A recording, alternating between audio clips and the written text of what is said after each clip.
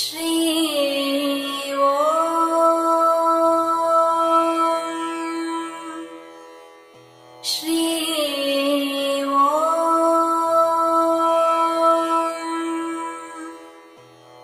ஸ்ரீ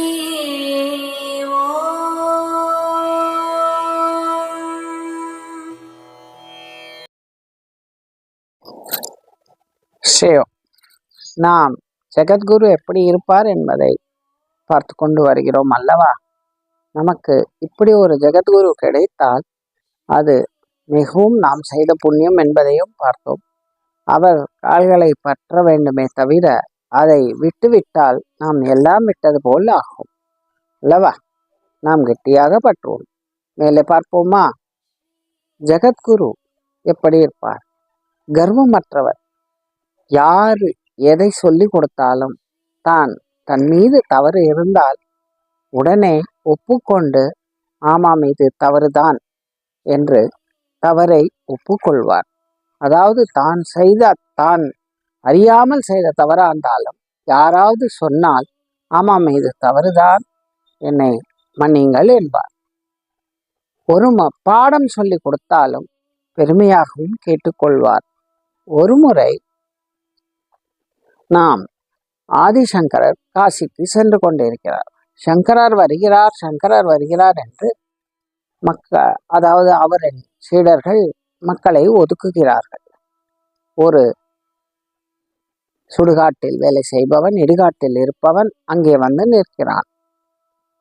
அப்போது சங்கரின் சீடர்கள் அனைவரும் சற்று வழிவிடுங்கள், சுவாமி வருகிறார் என்றார். வரட்டும் உங்கள் சாமி, பார்க்கிறேன் என்றார். சரி, இவன் ஏதோ ஏடாகுடமாக பேசுகிறான் என்று விட்டுவிடுகிறார்கள். சங்கரர் முன்னே வருகிறார். அப்பா வழிவிடு என்கிறார். உடனே அவன் என்ன செய்ய வேண்டும், நான் எதற்கு உனக்கு வழிவிட வேண்டும் என்றான். அப்பா நான் செல்ல வேண்டும் அல்லவா, எனக்கு வழிவிடு என்றேன். நீ எதை பார்க்கிறாய்? என்னை பார்க்கிறாயா? அதாவது என் சரீரத்தை பார்க்கிறாயா? என் ஆன்மாவை பார்க்கிறாயா? என் ஞானத்தை பார்க்கிறாய்? எதை பார்க்கிறாய் நீ என்னிடம்?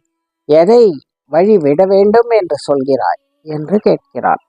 அவன் கேட்டவுடன், ஆகா, நமக்கு பேதங்கள் வந்துவிட்டது, நாம் இது வேறு அது வேறு இது வேறு என்று நினைக்கிறோம், இவன் ஜாதியில் குறைந்தவன் நினைக்கிறோம் என்று தன்னுள் அனைத்தும் யோசித்து அவன் கால்களில் விழுகிறார். அப்பா தெரியாமல் தவறு செய்து விட்டேன், என்னை மன்னித்து விடு, எதையும் எதிலிருந்தும் எடுக்க முடியாது, எல்லாம் ஒன்று தான் என்று சொல்கிறார். இதிலிருந்து நமக்கு என்ன தெரிகிறது?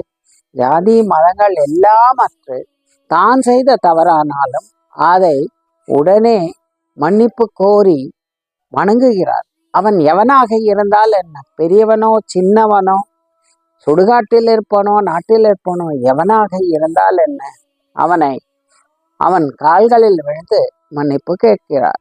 இதே ஜெகத்குரு என்பது. பெரியவர்கள் சிறியவர்கள் என்று யாரையும் பாராமல் தவறு என்று சொன்னால் உடனே மன்னித்து கொள்ளுங்கள், இது தவறுதான், இப்படி செய்யலாம் என்று ஒப்புக்கொள்வார்கள். ஸ்ரீயோம்.